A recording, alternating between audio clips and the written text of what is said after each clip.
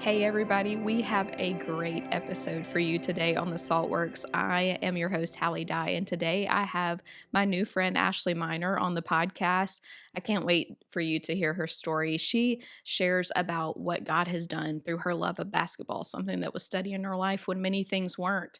She talks about the impact and the way that mentorship has changed her life, and she also shares some really great insight with us on waiting and what the Lord's been teaching her in this season. But before we jump into that conversation, I want to tell you about two partners we have this week. We are deep in soup season, y'all. Did you know Daily Press always has a soup of the day with their made to order deli options? Daily Press is a family owned business that has fast and friendly service to fit your schedule, whether it's breakfast, lunch, or dinner. They also have their fresh grab and go options in the open air cooler and hot to go box. What you may not know is they even have a wide variety of frozen take home meals and appetizers for your busiest days. And we can't forget all the baked good options, plus the fresh brewed coffee. Daily Press has 4 locations, making it convenient for you and your family, and are open from 6 a.m. to 9 p.m. in all but one location. So stop by Daily Press today. We don't often think about medical decisions until they're upon us, and when you're in need of an x-ray or scan, researching where to go is the last thing on your mind. That's why you need to know about Northeast Imaging. Northeast Imaging is a patient-friendly diagnostic testing facility that is doctor trusted and patient preferred. They offer MRI, CT, x-ray, and ultrasound. They have a friendly staff who is committed to focus on high quality scans and intentional care to the patient. Plus, they're referring providers. And listen, it doesn't matter if you're using your health insurance or you're paying cash, Northeast Imaging is almost always more affordable than local hospitals. The facility is conveniently located at 1703 Lamy Lane here in Monroe.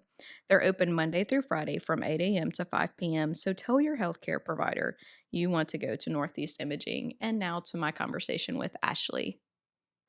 Hey, Ashley, welcome to the Saltworks podcast. Hello, thank you for having me. I'm so excited that you're here with us. I'm excited, first of all, just to get to chat because I feel like we met in person, but then we've kind of gotten to know each other on Mhm. social media. So this is just fun, anyways. Yes, yes. And I was thinking about it and I was like, man, God is so unique. Like one talk in person and social media, it's powerful. It's a distraction, but there's so much good to it. Because Yeah, we would probably not be here if it wasn't for social media, you know? absolutely not. No, because I don't think I had like your contact or anything Mhm. when we met in person. So we met at the Abide conference last Mhm. January, so a year ago by the time this airs. And isn't that right? Yeah. Yeah. And so yeah, we wouldn't have even had each other's contact. But Yeah. yeah, you're so right though. Social media is whatever you use it as, you know. It is. It is. It helps me remember birthdays and anniversaries. Yes, yes. Oftentimes it is a distraction for me though. Mhm, mhm. Well, for those who don't know you, who is Ashley Miner? Yeah, she is a 30-year-old woman who lives in Austin, Texas, originally from the deep south. I'm from Mississippi, Natchez, right off the river. I know most of your listeners are probably Louisiana people, so they're probably Yep. familiar. And I'm the youngest of five. I have three sisters and one brother. And so people often ask me, was I spoiled or am I the favorite? And if you ask me, I would say no. I still had to clean and do the dishes, so I was not favored. But if you ask Yeah. my siblings, they would probably say yes, I'm the favorite. And so yeah, Yeah.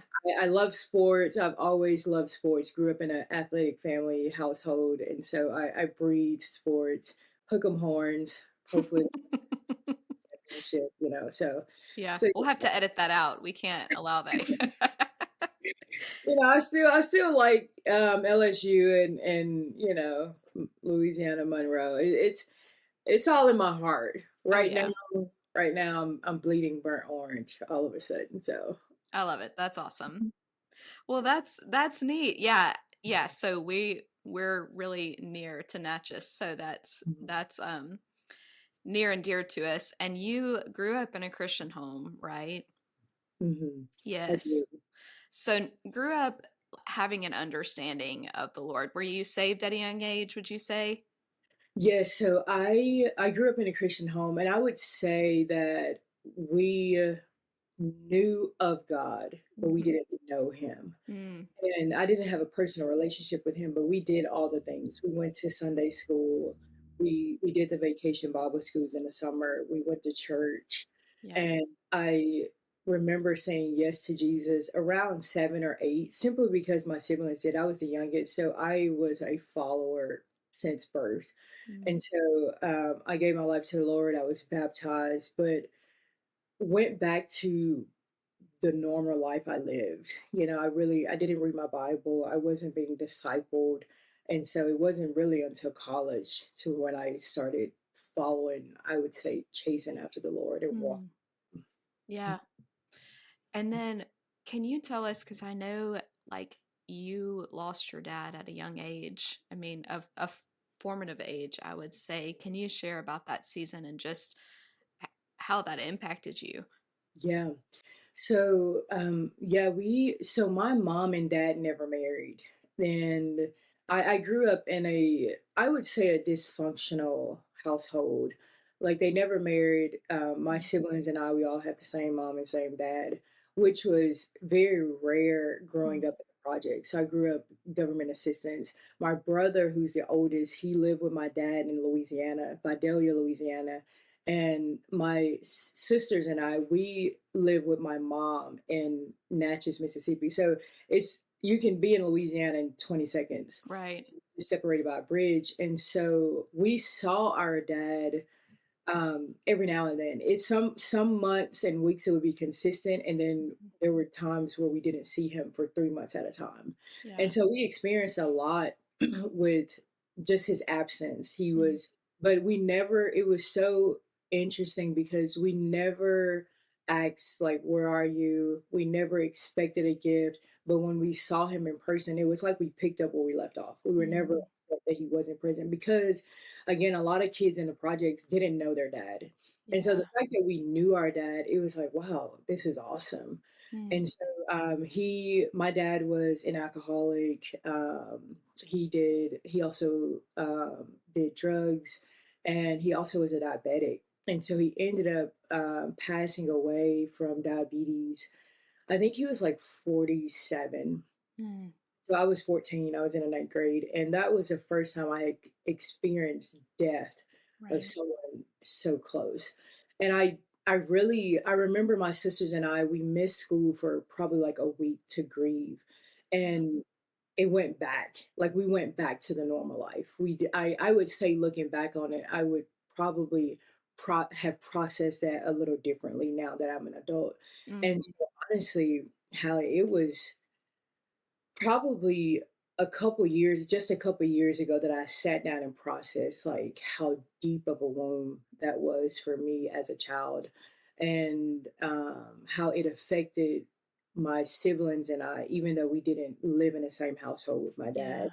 And as you get older, you start thinking about your own family and kids and marriage and who's going to walk you down the aisle. And those things just wasn't um, at the forefront at 14 years old. And so you Yeah. get older and you start thinking like, man, I wish I had my dad here, Mm, And so it has really hit. I think, like I said a couple years ago, processing it to the point of like, okay, like I need to actually grieve this.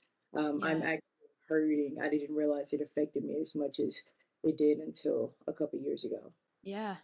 No, I get that. I mean, well, first of all, you don't know what you don't know, like everybody's upbringing is normal to them, Mhm. and so you're a product of your environment, whatever that is, and you're growing up thinking this is what it looks like, this is what normal, this is how we function, this is, and I know there were good things too, but those things that you grow up and go, actually, like that left an impact that I didn't realize. And then there's this whole portion, I think, too, being an adult and being in your 30s, of going back and like having compassion for a 14-year-old, because you remember that memory with the Mhm. same responsibility that a 14-year-old would. Like as a Mhm. 14-year-old, you realize like, okay, I have um I do know right from wrong somewhat. I do know I have some Right, responsibility, but you don't realize until you're in your 30s that you actually didn't know all of that, you right, know? And so right, there's this whole like level of compassion for your 14-year-old self that you're like, no, like I barely know how to grieve now. Like how right, you didn't know, you know? And I think that's a healing thing in people's stories that we don't always really do well, right, you right. know? Oh, that's so true. And That's so true. even you having that allowance for yourself to go back and be like, no, I need to like reprocess this now, Mhm, mhm. is beautiful, I think. Yeah, So I love thank you. that. Um After that, Ashley, did your mom get remarried? Or she got married? Okay. No, no. Yeah, Okay. he's never been married. Okay. Yeah, Gotcha. yeah. But So we did have we she did have a boyfriend. She did, mhm. and Yeah. he lived with us for some time. Yeah. Mhm. What did home life look like for you following that? Yeah. So we in the projects, I would say, like you said, something so profound about it's normal to you, and Mhm. so we didn't leave our apartment complex often. Like my mom often didn't have a car. A lot of people didn't. And so we left from our complex to go to school, which we called Yeah. the bus. And so we would basically do school at home. There were no really family vacations, if you will. We went to my grandmother's house often, but for Mhm. the most part, we were in the projects. And when you grow up in an apartment complex during this time, there were a ton of kids. So we always had fun. We were playing games, we were walking through the woods, we were legit being kids. I mean, there was Mhm. no social media, we didn't have smartphones, couldn't afford the iPads if they were out. And so my mom worked a lot. She was basically a single parent compared to what my dad did on his end. And so I remember the first time she started dating this guy, and she brought him over, and I remember we watched Titanic. Like Mhm. I can vividly remember some of the moments, and Mhm. my siblings and I, we were so excited to have him. And Mhm. not knowing at the time, we were excited to have the presence of a father figure. We Mhm. didn't know what that was like living in a household because it had always been just my siblings and my Yeah. mom. And And seeing your mom probably have help and companionship that you've right, never really seen right. too. Yes, we got more things. Like as a kid, Right. there were times Christmas was low and there was nothing under the tree, and we saw the impact that he brought or the difference he brought. Like my older two sisters are, I would describe, like girly girls, and myself and my next to the youngest sisters, we were playing and rolling in dirt and didn't want to brush our teeth, and we didn't care for things like nails. And I remember they got to get their nails done, like they wanted to get their nails done. Those were the Mhm. things that my mom couldn't expense on the budget that we lived, and I just Right. saw them, get things and be happy and have parties. And my sister, and we got, athletic things like basketballs and, Right. extra things. And so he was a father figure in that sense of like he showed us attention, and my mom seemed happy, so we were all happy until he moved in with us, and we were excited about that. And I would say, I guess it wasn't as pretty as it looked for us, and we Mhm. only saw him when we saw him. And so I just remember one day, my stepdad and my mom were arguing in their room, and I was with my sisters, and I walked in a room, and I just walked in on him physically abusing my mom. Mhm. And I mean, I probably was 7 or 8 years old, and I just remember crying. I remember running to my siblings, like, such and such is hitting my mom. And, we're just young girls. Like, Yeah. if I was 8, I had a sister who was 9, 10, 11, like, staring. Right. And we were terrified. And I just remember the cops coming. I remember, and if you live in an apartment complex, it's at night. It was nighttime, so you see the flashing lights beaming off the windows. And for Mhm. us, that was entertainment. The cops were always out there, whether they were Mhm. at our house or somebody else's house. And when you see that, you go outside and you see what's going on. And so I just remember my friends coming over and like, what happened? And to Mhm. what happened because it was very normal. And I just remember going to school the next day. Like everything was, again, Yeah. everything was normal. We didn't Mm. process that. My mom really didn't talk about it to us. He didn't talk about it. He was gone for a little while. He came back. And so even then my understanding of love was not defined correctly. I had the Mm. thought, if this is love, Yeah. if this is what a relationship looked like, then I'd rather never have it. Yeah. So, and so, yeah, it was, there were days when we played games and he gave us, like candy if we got a song right or games right. It was fun. But then there were other dark days where we were like, man, this guy seems like a monster. Mhm. And as a kid, you're like, "Well, this person's not all bad because here's the benefits that I can see, like I have this Right. basketball because of this person." And so you can Right. just kind of like justify it, and this Mhm. childlike sense, that's a hard thing to Mhm. balance. Right. And Yeah. it can become manipulative, and you don't really know that as a kid because Right. if you lack something and you want something as a kid, you're so innocent, and from the abuse to a gift is it's like a healed wound, but it's really Mhm. not. Yeah. So that's what it seems like to a kid. It's like, oh, we're all good. Like I got a gift now, and Right. so can be very, looking Yeah. back on it, very manipulative. Mm. That's so hard. What carrying that into, say, college, what did that look like entering into college? Did you go to college knowing you're going to play basketball? Mhm. What did that look like for you? Yeah. So I grew up in a space where there were a ton of athletes, and I think because we lacked so much, being an athlete was just part of everybody's nature. Yeah. Everybody could kick a ball, like everybody could throw a ball, shoot a ball, all the things. And so, my dad was a basketball player actually, and he went to college he went to junior college and played. And so it was, the gift of basketball was instilled in me. I had to work and perfect my skills, but I had it in me.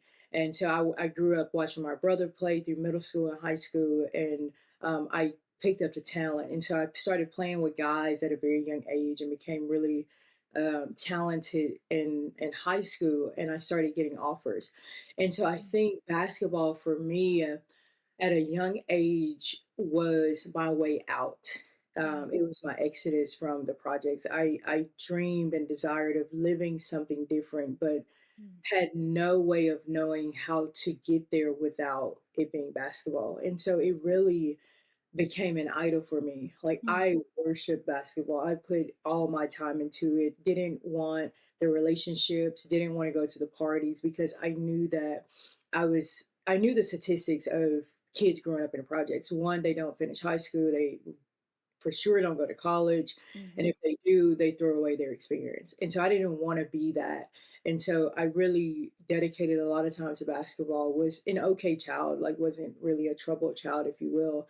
And so I got a scholarship to a junior college, Colane Community College. And I took it because former athletes from Natchez High, the high school I went to, went there and they won championships. And I not won a championship. And it's like, it's Yeah. every probably person's dream playing sports to win a championship, to get that ring. And so I had a 4-year offer to um Xavier, but I didn't take it. I think looking back on it, if I was a mom, Mhm. um to my kids, I would probably say take the 4 year, but I didn't want to be too far from home, and Mhm. I knew people who were at Colin, so I went to Colin, and it was great. I wasn't really following the Lord, but I also wasn't partying, and again, I was just focused on basketball. And then from there, I got a full ride to play basketball at Mississippi College. Mm. And Mississippi College is a Christian university in Clinton, Mississippi. Had no desire to go to a Christian university, but money still talks. Yeah. So Yeah. I went there in my junior year.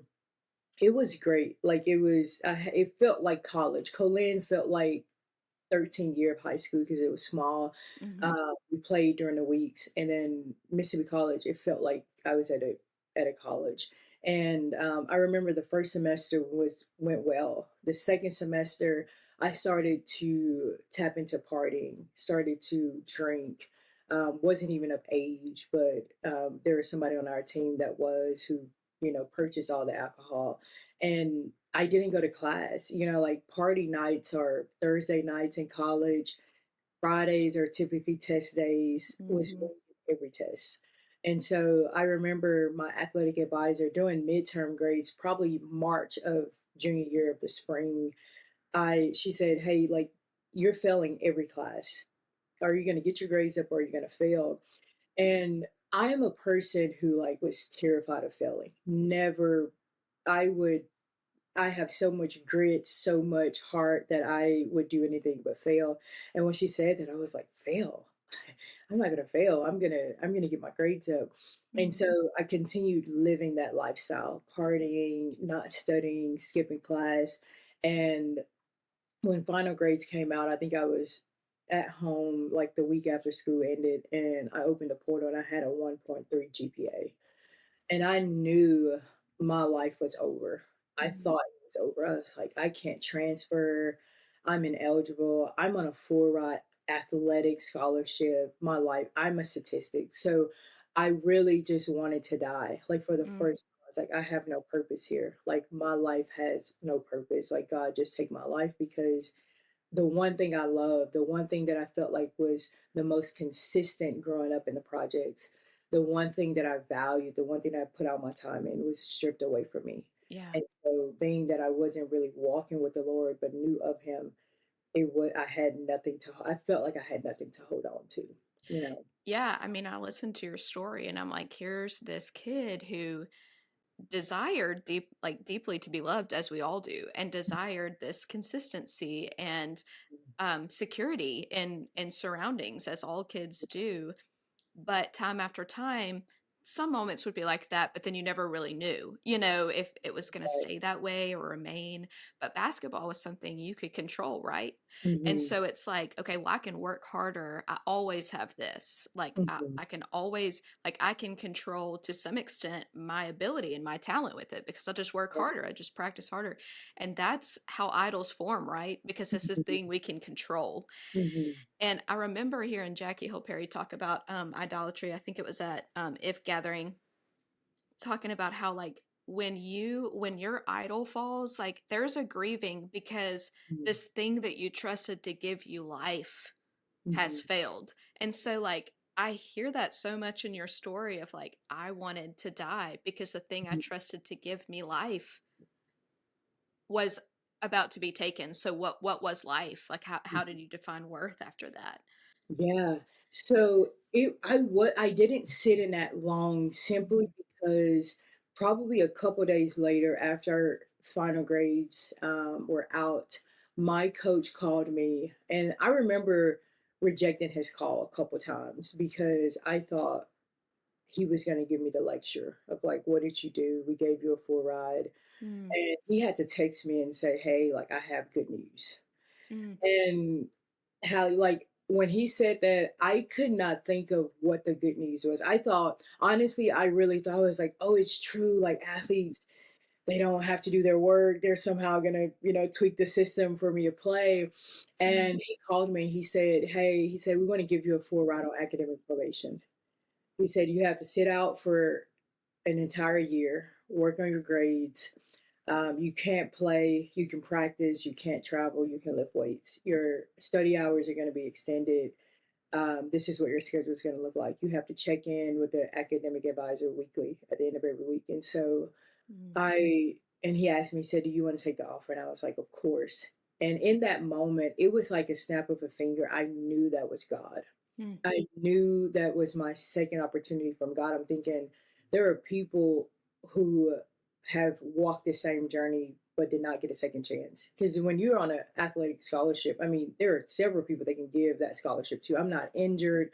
I'm not like mentally ill, if you will. I just mhm, decided not to go to class. I decided to walk mm, in the world. And I went back for basically to repeat junior year. And I knew walking into that year, I was like, I'm not going to parties. I'm not going to drink. I'm going to be focused on my academics. And I got involved heavily with the Fellowship of Christian Athletes. And mhm, my directors at the time were Justin and Bethany Pygott. And Bethany, I remember Bethany asking, could she disciple me? Mm, Because Bethany would come to our practices and we spent a lot of time on the sideline just watching practice together because I couldn't play. And I remember her discipling me every Thursday, just teaching me how to share the gospel, mm, walking me through scriptures. And from that moment, I was like, Bethany, I really don't know why I'm in school. I don't know what I'm supposed to major in. And I remember us making a pro and con list. I remember us praying, and I just felt like I heard the Lord say that I would work with the Fellowship of Christian Athletes one day. So I changed my major. Being that I was at a Christian college, they had a major titled sports ministry. And mm, so half of my major was studying the Bible, and the other half was studying the body under kinesiology. And for the first time, I loved school. I loved studying the Bible. It was hard for me because I came in the major at the end of my year, so I didn't. There were classes that I missed because I was at the end of right. college. And so it was kind of hard, like taking exegesis of the Pentateuch and exegesis of Romans. I'm like, I don't even know how to get to Romans. Yeah. But I learned a lot. It was challenging, but I loved the challenge. And I knew at that point I was called to vocational ministry. I knew Mm, God was calling me. And so second semester of my academic probation year, I went to Barbados on a mission trip for the first time with FCA. I came back. I was asked to be a part of the FCA leadership team. So I was not just attending FCA. I started helping plan FCA Monday nights. And then at the end of that year, I was baptized with 13 other athletes on Mississippi College campus. And so wow. I look back on that year thinking that, man, this is going to be the worst year of my life because I am not able to do the one thing I love. And God replaced that. Like God stepped in, Mm, and it's almost like the experience and the encounter with him with the woman at the well, and how he's like, do you want living water? And it's like for the first time, even though I grew up in a Christian home, even though I had been baptized and said yes to Jesus at an early age, for the first time it was like I experienced a living water. mm, And I look back on that year, I would still say the best year of my life because I knew and had a relationship with my Savior and my Lord. yeah. So it was all God who just transpired and turned that whole situation, being on academic probation, around. Wow. That, I mean, it just gives me chill bumps. It's listening to you tell that story. It's like such a beautiful picture of, we can view the Lord as the shepherd on the mountaintops, like, oh, everything's going great. I've got this, I've got the scholarship. I'm going to do this. I moved to this college. Things are going well, and we can view him as the Lord of the valleys because it's necessity, right? Like he's Mhm. here with me in this hardship. But in those other times where you know things are okay or they're confused or they're muddled, it can be hard to view him as your shepherd because there's you look around and you're like, where are we going? Like where's the leader? Where are you leading me to? And when Mhm. you feel that absence, it can feel like he's absent. But Right. what a beautiful depiction of he makes me lie down in green pastures. Like he made you lie down in that season so that he could spend time with you. Like it gave me chills when you said, do you want the living water? Mm. That's so Mhm. good. Yeah. I Yeah. love that, Ashley. It really I is. I'm I want to ask you, was it hard for you because you mentioned earlier in the podcast being like, okay, if this is what love looks like, I don't really ever want that. Was Mhm. it hard for you ever, and maybe even still, to view the Lord as your father and as loving and as Mhm. trustworthy because of some of those things? Oh yeah. I mean, this is something. I mean, I get emotional even thinking about that question because it's something that I still like wrestle Mhm. with. Like Yeah. it is growing up without um, a father figure in the household and seeing the abuse from my stepdad. Mhm. It played a huge part in seeing God, Jesus as father. Yeah. And I just remember a mentor helping me, like walk through this identity period. Mm. And every since I wake up and say, I am his beloved, Mhm. to set my day there. Thank you, Jesus, for loving me. I am his beloved, because it is a constant battle and a reminder that I personally need. Yeah. And I walk through seasons of saying, like, man, I know you're a father to Hallie. I know you're a father to Jess. I know you're a Mm. father to Brittany, but I don't are you a father to me? Like, I Mm. had to really sit and process and sit with the Lord and be with him and actually believe that he's my dad too. Yeah. And this past year has been a healing process in that. Like, I didn't really even know that I struggle with that Right. uh, until probably a year and a half ago. And I would say I'm more on the end of knowing and believing it, but there are days when I'm like, okay, Satan wants to take me back to this place of being fatherless, but Absolutely. yes, I have to, especially in the valley. I'm like, Mhm. are you here? And because of what I've walked through, I'm reminded of what he did, Mm. when I was in my previous valleys. And we all, like you said, we want to be on this mountaintop, but I think the most beautiful spaces are the valley spaces. I think to actually get to know him, you know, and as Father and Jireh Mm. is those valley moments, because it's easy for me to say God is Jireh. My bank account is my savings is good. My There's gas in my car. There's food in the fridge. I'm living out my dreams. But it's when you're tested in the valley, Yeah. and that's why it's so important to draw near to Him, because you get to experience Him at a different level, Yeah. uh, and that is what gives you strength when you are on the mountaintop, and you can be Mm. reminded of, man, like I know what it's like to be in a valley, and Yeah. to come to him in those seasons, I think has helped me, uh, Mhm. has helped me greatly, and I see it all throughout Scripture, him being the father to the fatherless, and I don't know. I think there's a verse in Exodus where he talks about, like, the fatherless child, like he will take care of the fatherless child, and if anybody um, raise a hand up against them, like they will pay for it. And I know it is only because God, as Father to Ashley, that I'm Mm. able to stand where I am, to Mm. speak how I am, to be who I am. Yeah, I love that. Thank you for sharing that and for your vulnerability of saying, like, yeah, like I know this, and there are still days I have to preach this to myself because I think sometimes we can think, oh, you've been walking with him for X amount of years, or you teach this, or you do this podcast, or you whatever. Like, yeah, I'm preaching this because I've had to preach this in solitude for the last, 10, 15 years.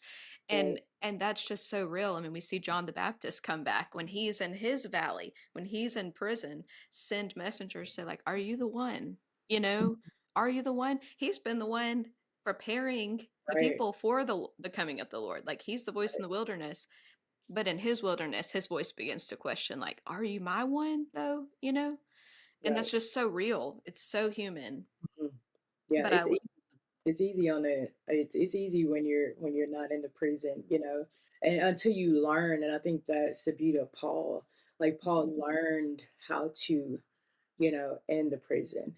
And yeah. we can gripe about the seasons, and we can complain about, well, I see what you're doing over here. I've prayed, or I've been faithful, or I've been given, but it's learning. And I think for me, growing up in a fatherless home, I have always felt like, in watching my stepdad physically abuse my mom, my view Hmm. of men, it brought on this defense Hmm. mindset for me. And as Christians, we're on offense. We're in control of the game, and that's the beauty of being on offense. And you have control of the game, being an athlete. And I'm just reminded that we are on offense. But there are times in my life where I feel like I have to defend myself. I Hmm. have to defend myself. Like, if I feel like somebody's trying to cross me or manipulate me, I have to defend myself. And that is something that I'm also processing and walking through healing with. That God, I'm on his team, like I'm on offense. Like, I Yeah. don't have to defend myself, if you will. Like, he's with me. Yeah. Uh, have a good father who is Yeah, protecting me and leading me. that's so good. He's your defender. Mhm, I mhm, love that. I know that one thing you've mentioned to me is like that mentorship is a big part of your life, mhm, and that's something you're passionate about. And I'm curious, like you mentioned this mentor that you had in that season where you mhm, felt like, what are we doing? Okay, I'm kind of giving this second chance. But then because of that time of sitting on the sideline, you had this kind of built-in mentorship with this definitely. Bethany. And is that where, like, your love of mentorship, do you think, was born? Mhm.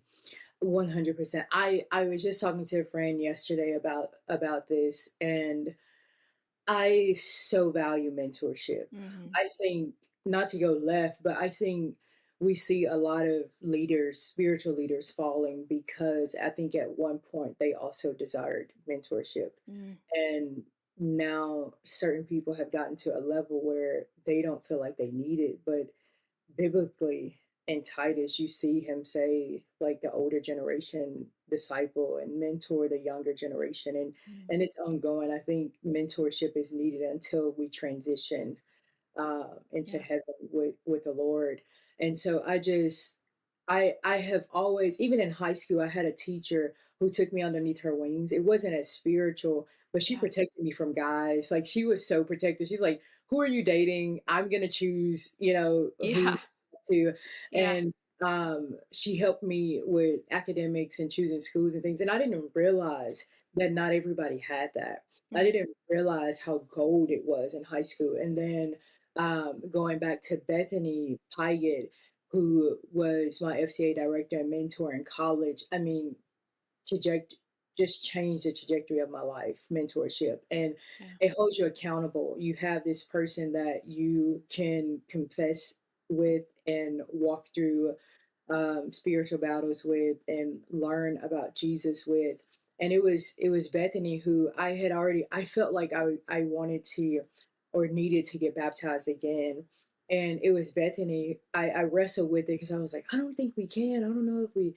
And it was Bethany who brought scripture to me to show me examples of those who had been Mm, baptized twice. mm, And I think mentorship has been a profound, like, act in my life that I could not be the person I am without the mentors that I've had. mm. And I think the spiritual mentorship really began with Bethany Pyatt in college. And I still hop on a call with Bethany every other Friday. I And love that. the person, who leads you to the Lord, I mean, that's a special person that your eternity is changed, one, because of what Jesus Christ did on the cross, but because of their obedience. Mhm. And so, yeah, I have other mentors in my life as well. I like people being in my business. I tell people all the time, like, I don't have any secrets. Yeah. There's someone who knows everything about me, every struggle, every desire, every Mm, want, every mess up. And so yeah. I try not to have any secrets. That's really good. I'm curious, what would you say to the person listening that's like, I want that, but I don't even know how to get there? How, like, what do I look for in a mentor? How do I go about seeking that out without it being weird or awkward, you know? Honestly, one, just pray about it because what I have run into and realized is that I think I first experienced this moving to Texas. For the first time, it didn't come to me naturally. I think Mm. mentorship in the past, it did come to me naturally. It was nothing I prayed for, if you will, nothing I was seeking. Somebody else was probably praying for me, but Right. it was nothing I was seeking. It was nothing I prayed for. I remember moving to Orlando after college, and I had a mentor there. And again, it felt very natural.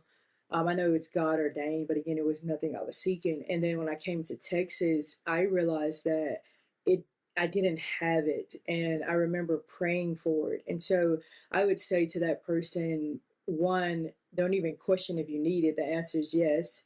We Mhm. all need it. And then pray. Ask God to bring you and a spiritual mom, a spiritual father if you're a guy, and someone who's older. If you're in your 30s, someone who's lived in their 30s. And you can have Bethany is in her later 30s, and I'm Mhm. 30. But man, Bethany spiritually was not 30. Like when I was in college, she was in her late 20s. I was in my early 20s. But I to me, because I was such a baby Christian, I felt Bethany seemed as if she was in her 60s Mm, based on her wisdom. And so I say age. Age really doesn't matter as much. It's really about wisdom. But I do like to seek out women who have lived in their 30s, lived in their 40s, because they actually know what it's like. And so I would pray for a spiritual mom who has wisdom, who lives out the word behind closed doors and out in public, mm, and ask them, can you go into their lives, like to their homes, to actually see? I got to do a lot of that with Bethany. They were the yeah. same people they were on college campus behind closed doors. I got to watch them mom and parents. I got to watch Justin be a father, and Mm, it changed my view on, like, oh, there are good men out there who fathers well. mm, And so I would begin with prayer. And if you know somebody in your church or your community, you're like, man, they look like they're living out the word of God, I would just ask them. There are yeah. people that I've asked that were very honest and they didn't have the time for me. There are people that I asked and they was like, yes. And so if you get a no, don't be discouraged. I Mm, Everybody's in like really busy seasons, and so just keep seeking, keep knocking, and keep asking, and the Lord will give you that, because He knows it's something that we need, and I think that He will provide that for you. yeah. I love that. That's so good. What did it look like? Because I know you do some speaking sometimes, right? Mhm. And so did that come about with your work with FCA? How did that come about?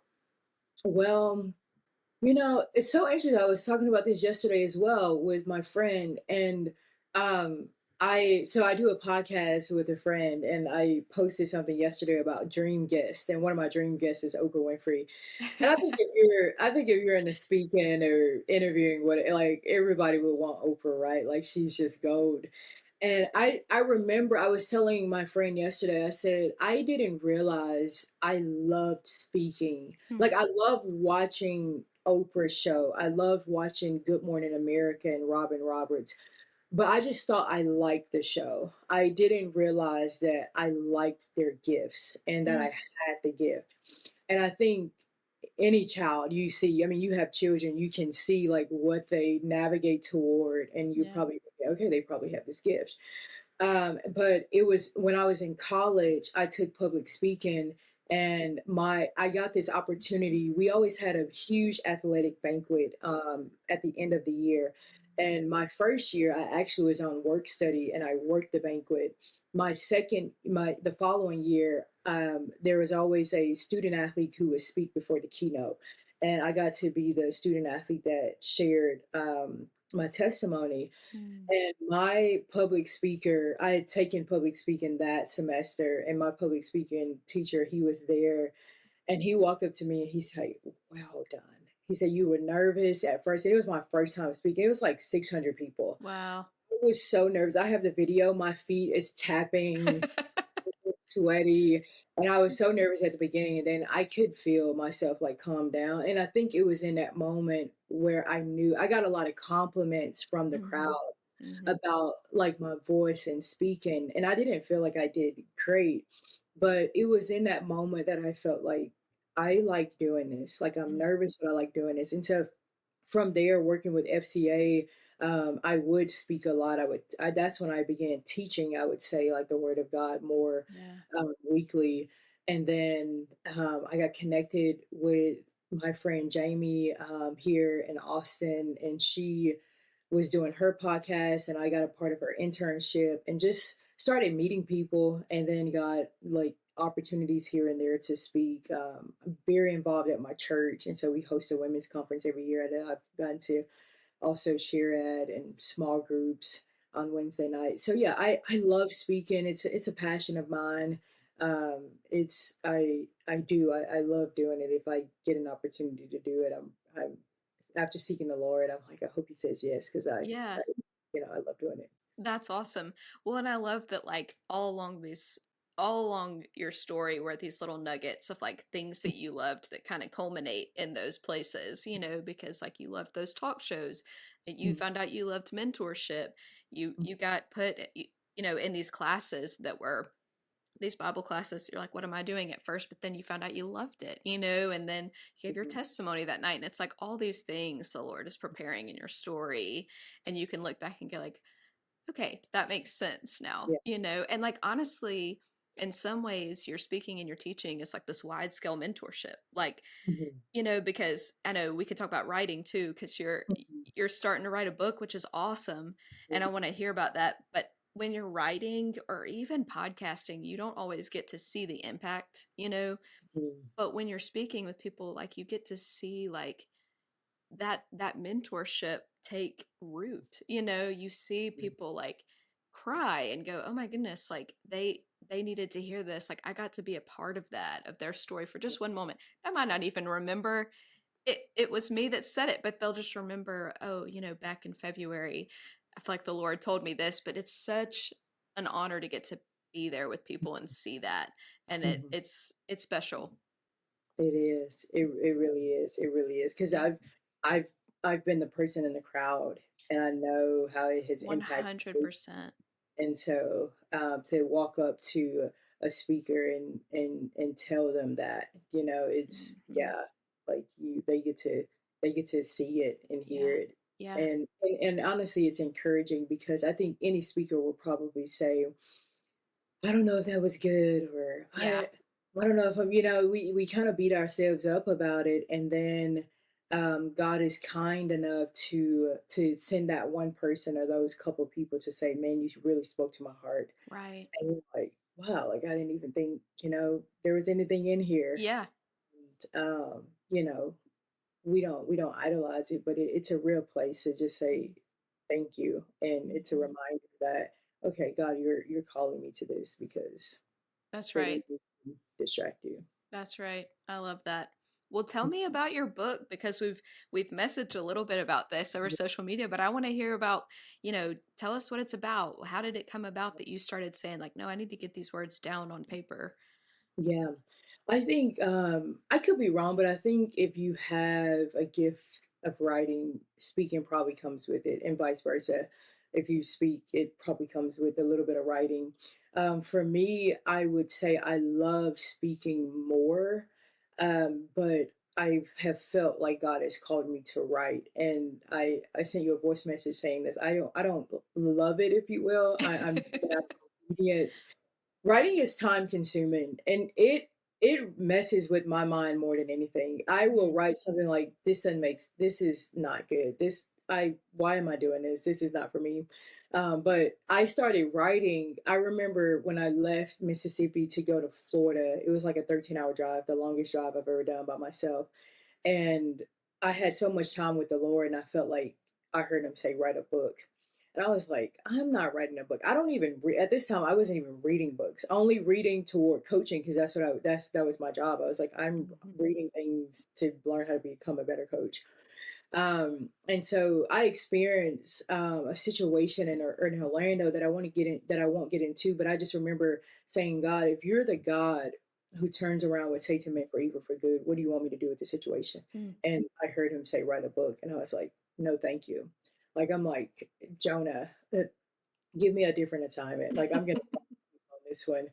And so I started writing, and it's so crazy because I have like one finished book, and then I've kind of paused it. And so I made a transition. I was working with FCA, felt called to step away from that in June, and now I'm just doing part time retail at Walmart. And you've probably seen some of this on my Instagram, but I work in a cosmetics department, and the items are most of the items are locked up because of high theft. So you have to mm, get a worker, myself or a coworker, to unlock the items, and you have to pay back there. And because you have to unlock the items for them and pay back there, people think that is the worst thing in the world. Like they don't want to run two transactions. They don't mm, want to wait. And my first book is about waiting. And then I was having a hard time identity issues. It was all a title thing. I was like, man, I was just the FCA representative at Texas, now working at Walmart. And I was like, God, what are you trying to teach me? He's building character. I'm telling you, Mhm. this job, for whatever's next, I need to be like in the cosmetics department.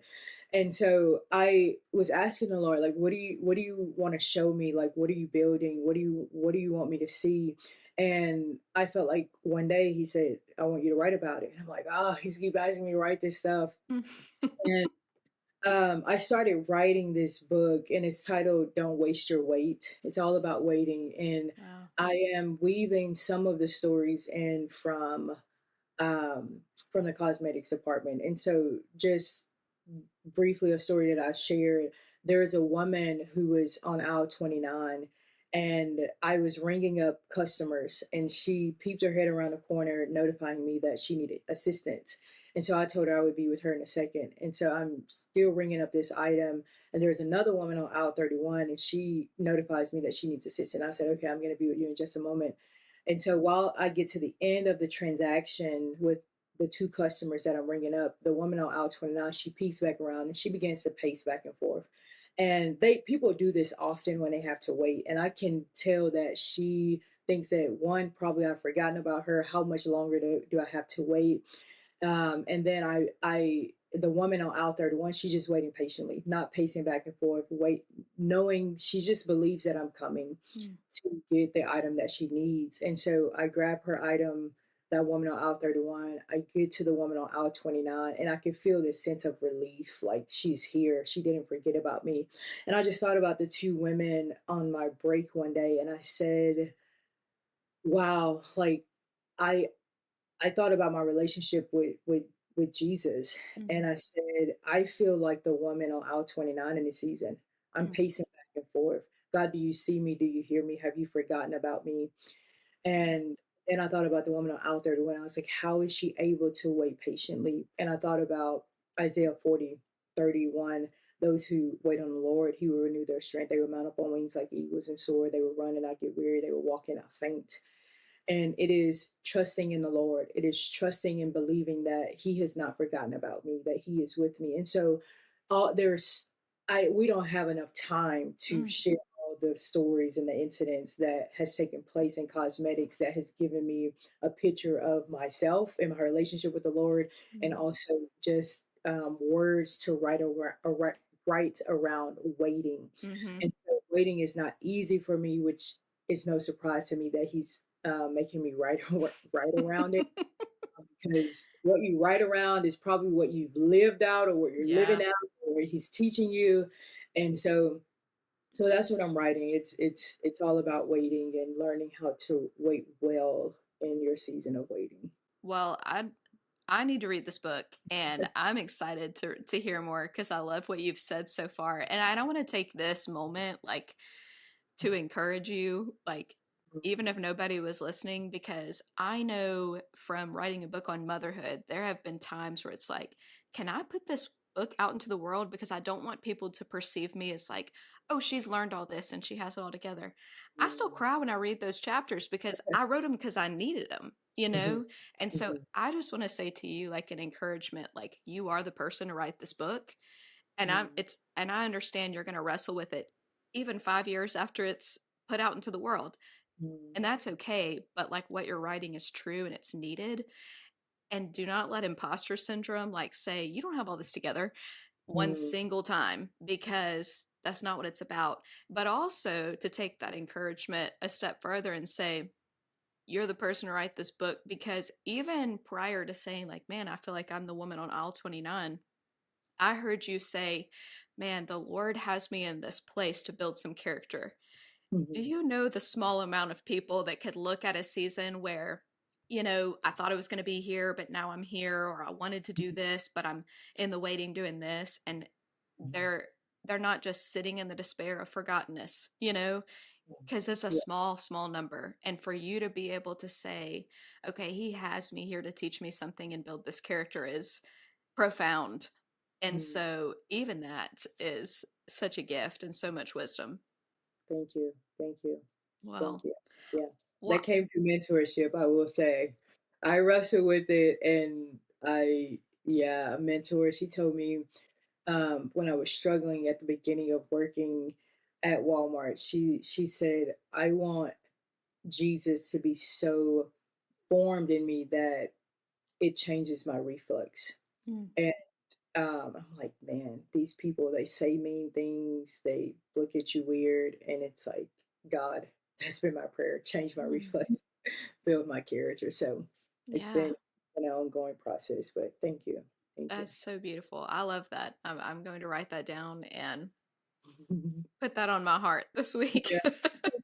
and year.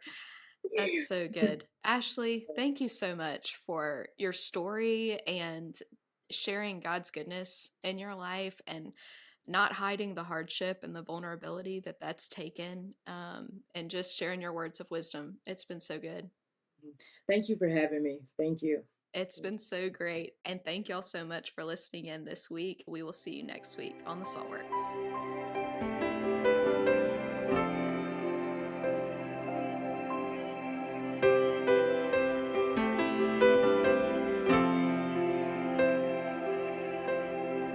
This is my story. This is your story.